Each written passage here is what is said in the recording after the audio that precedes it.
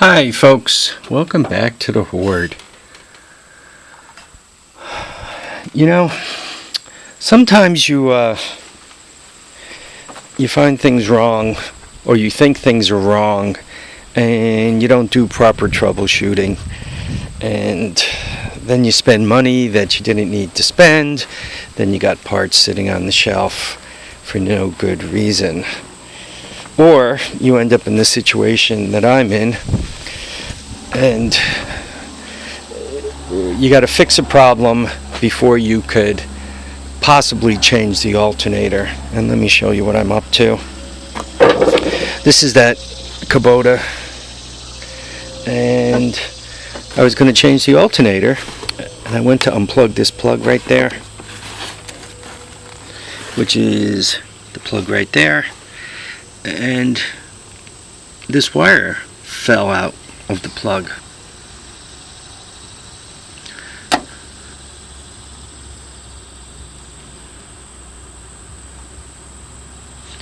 So you guys could see that basically I might not have even needed to change the alternator. The alternator on this thing might be just fine. But no matter what, I got to fix this before I can see if it's charging the battery, before I can determine whether or not I have to change the alternator. Here's the battery out of it. Oh, some of you guys like to computerize battery chargers, some of you don't.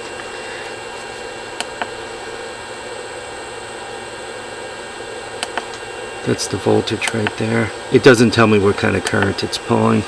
The battery itself is, could you guys see that, from October of 12. So the battery is almost 4, and it's been in a discharge state for quite a while. So I'm not thinking it's going to take a charge. But what I'd like to see is if I can get it to hold enough charge, enough perhaps not to crank it. I might have to booster pack the tractor to crank it over, but it would be nice to get it back in there and see if the alternator's alive or not. You know, when you're working on this kind of stuff, that there's the cheap way and the quick way. There always is the cheap way and quick way. The cheap way is to find a battery on the internet and have it shipped in. The quick way is, that's a Husky. I think I got it from Tractor Supply. Is to go over to Tractor Supply and get banged for between 30 and $60. It's got to be kind of a narrow battery because it doesn't give me a lot of space.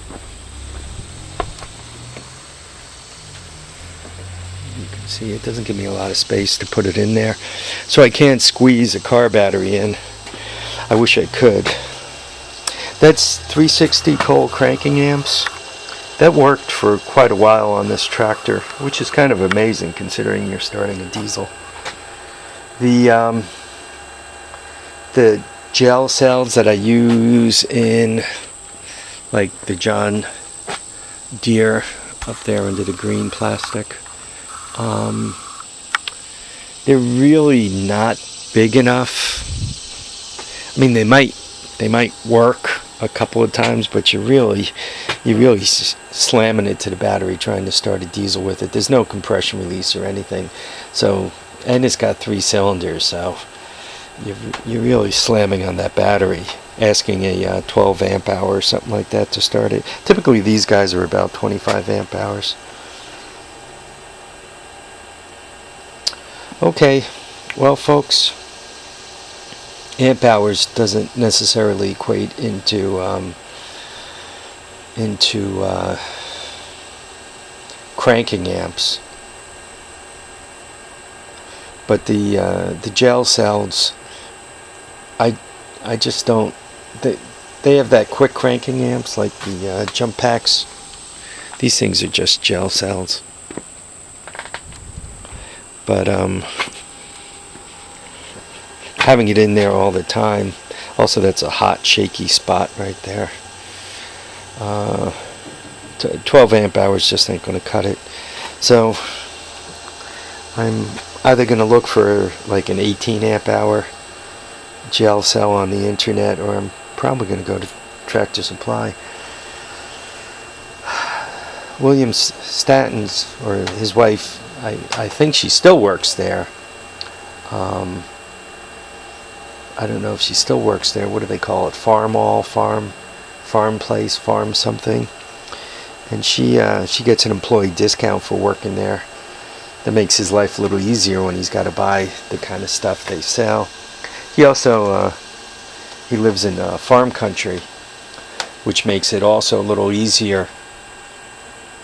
They have many more supplies. The Tractor Supplies by me, I mean, they're not bad, but they're really not stuffed with all the gears and pulleys, chains and all that stuff. Sometimes they have one of a size, sometimes they have none of a size, and it takes them a while to replenish.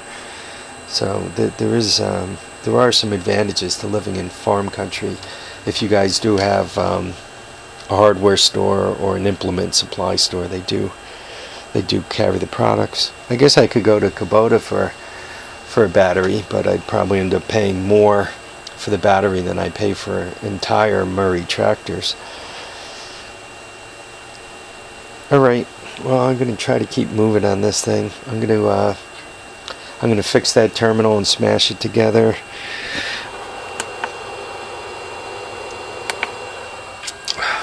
I don't know if this thing might have a dead cell in it also. It's been there quite a while. Well, I guess we'll see.